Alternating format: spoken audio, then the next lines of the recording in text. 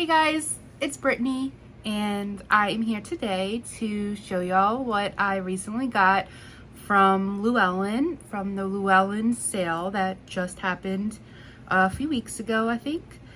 I got the decks in at the beginning of this week and I've just been playing with them, going through them, and I wanted to show y'all my process of bringing new decks in, how I just work with them when I first get them to get to know them, how I cleanse them, and slowly bring them into my practice. So I thought that would be fun to show y'all.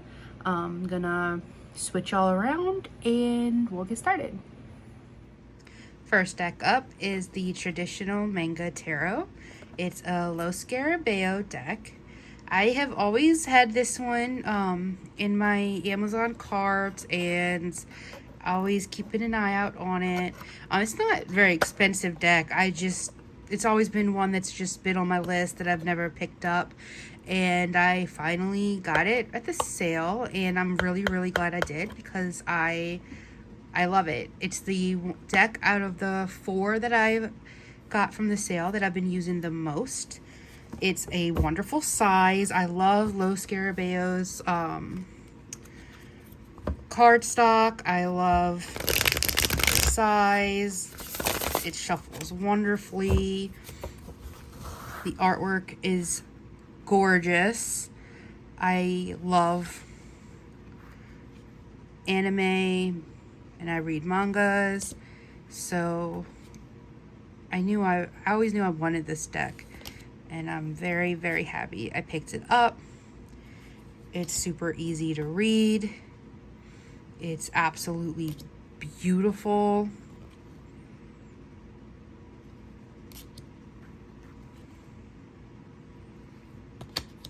And it has been a joy to work with this week.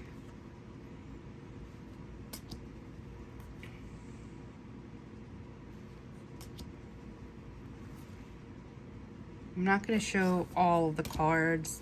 I mean, this deck's been out for a while. All of these decks, I think, have been out for over a year, maybe more. None of these are anything new. They're just new to my collection. I originally wanted to...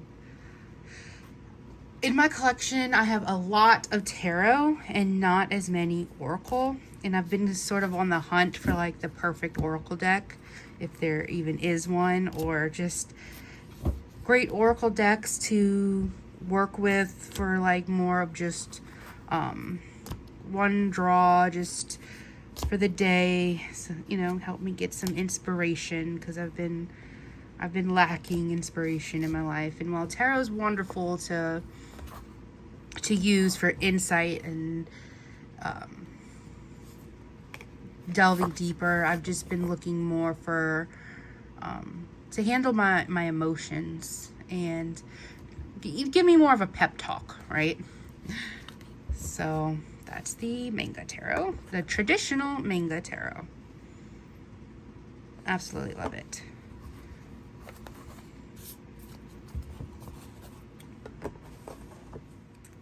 And up next is one of the oracle decks I picked up. It's a Lucy Cavendish deck. Actually, the other oracle deck I picked up is also a Lucy Cavendish deck. This one is the Foxfire, the Kitsune Oracle. And I picked this up because I just was taken by surprise by the gorgeous artwork on the front. I had no idea what this deck was even about, other than it was oracle and the cover was gorgeous. I just bought it and I am so freaking happy I did. It is stunning. This deck is stunning. I don't know how I've went so many years without knowing about this deck, because I absolutely freaking love it. It pairs perfectly with the traditional Manga Tarot.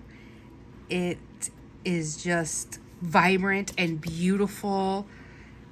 There's dragons, there's kitsunes, is flowers and just, it's absolutely gorgeous. It has wonderful messages. The guidebook is beautiful. There's an amazing spread in the guidebook I'm going to show you in just a second that I haven't done yet, but I really, really want to. It's just, yeah, the nine-tailed fox. Oh, yes. Beautiful. So here's the guidebook. There's that spread I was telling you about.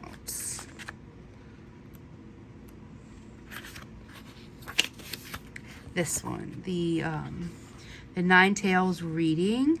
It's a layout inspired by the nine-tailed foxes who have developed immense powers over their 1,000 years of life. While we may not have lived for 1,000 years this lifetime, we still have the potential to develop and grow into our powers as we mature. Shuffle and cut your cards in the usual way. Begin to lay out the cards in a vertical line, beginning with card 1, through 9. So it's like card 1, my power at birth. Card 2, a power I developed in childhood. Card 3, a power that grew when I became a teenager. Card 4, the power I developed as an adult. Card 5, a power I have yet to develop. Card 6, the power I possess but I'm not aware of. Oh, yes. Card 7, a power I possess but do not use. Card 8, a power I can use to help others. And card 9, the power I will be remembered for. I cannot wait to do that spread. It is perfect for journaling and really just tapping into your own power, which is all about what my practice is. And absolutely freaking love this deck. I don't know how it just did not catch my attention when it first came out, because I'm pretty sure it's been out for a few years now. It's a Blue Angel deck. Let me see. 2018. It came out in 2018. And I had no idea. And I freaking love it. It is so beautiful. Look at that. So that is Foxfire, the Kitsune Oracle. Okay, the third deck and the second oracle I picked up is the Fairy Blessings cards. It's also a Lucy Cavendish deck, and the artwork is from Amy Brown. If some of you who have watched other episodes of mine, you know how much I absolutely love Amy Brown's artwork. Since I was a young teenager, I have always had her art on my walls. I still do. Absolutely love her and love her work.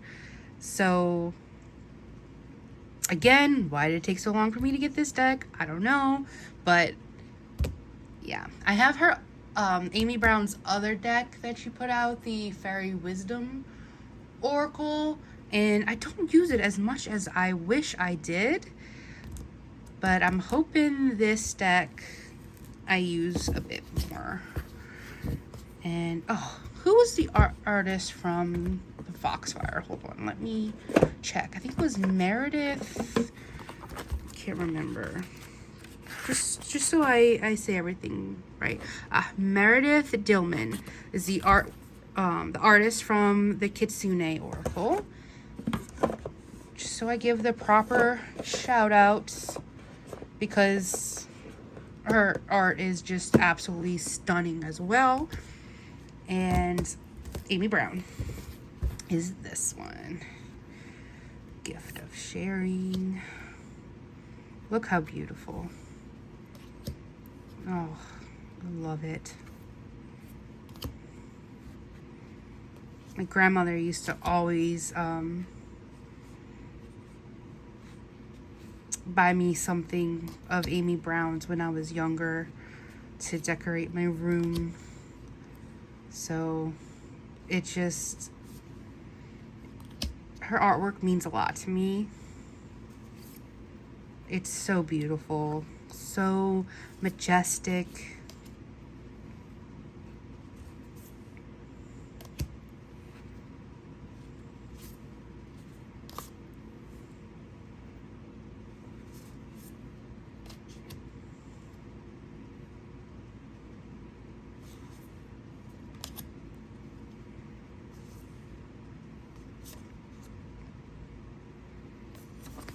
Yeah, I love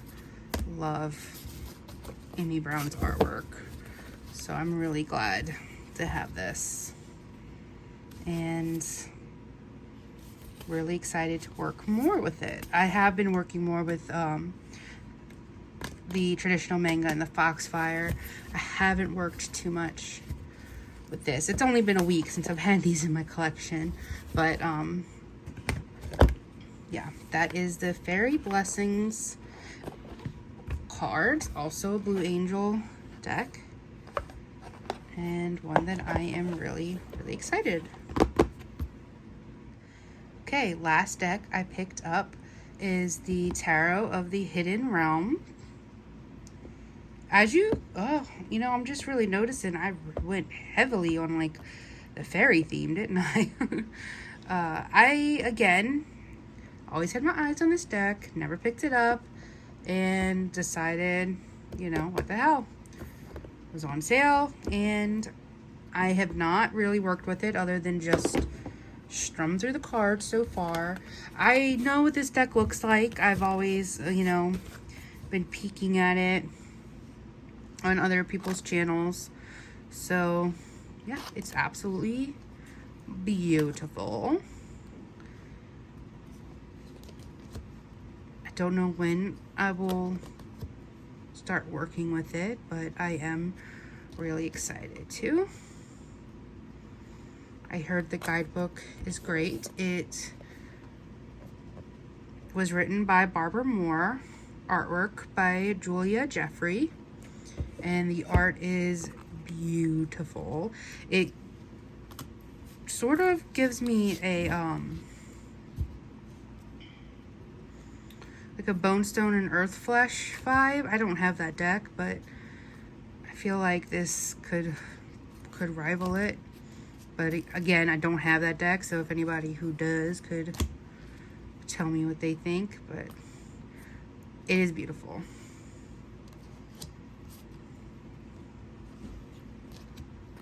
Beautiful.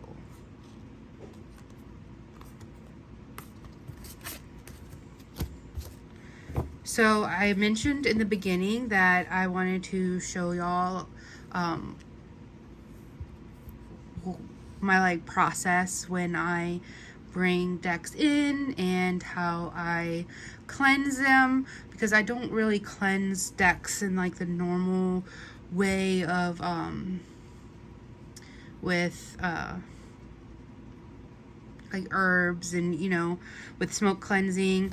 I do it a little differently, mostly because my husband and daughter are very sensitive when I smoke cleanse in the house. They don't like it. I always tell them it's because of the demons inside of them, but they're very sensitive. They have allergies, and so I don't do it too often unless I can like open all the windows and, you know, they're out of the house for the day or something. So the way I like to cleanse new decks that I get in is I strip them. This is just, I don't know where like that the word came from for like stripping decks. It's just something my family always said when they were playing cards. We used to always get together on the weekends, all the kids and the grown-ups, and all the grown-ups would play cards, you know, while the kids, you know, played together.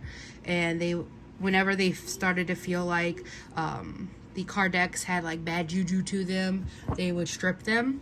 And so it's kind of what I brought into my practice of when I get new decks, I would strip them, just a way to like strip that energy off, get them, you know, it's a great way to like shuffle them. So I mean, this isn't like anything new, but this is just what I do with with new decks. So I take the deck in my hands, and the first card and the last card, and yeah, this is what I do to it, just to shake up any energy that's on the deck. Get the deck nice and shuffled and strip any negativity or bad juju.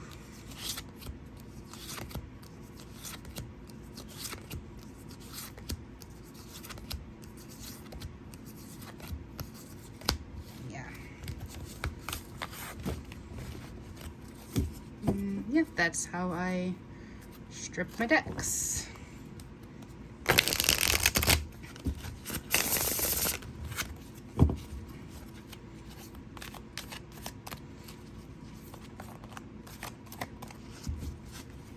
And I'll just pull a card. 9 of Pentacles. I think they liked it. What do y'all think? So that's how I cleanse new decks that come into my room, come into my world. Do y'all like my new backdrop? My husband got it for me for our anniversary. He plays Magic the Gathering, so he's always looking at mats, and he got me this for my desk, and it's so beautiful. I love it so much. It's really long too. Not too much this way. It's wide, it's long, and it's gorgeous, and I love it. So yeah. What did y'all think of the decks I brought in? Like I said, none of these are new. They've been out for a while, so, but they're new to me, and I'm really excited to get to know them more. Okay, well, thank y'all so much. Bye, guys.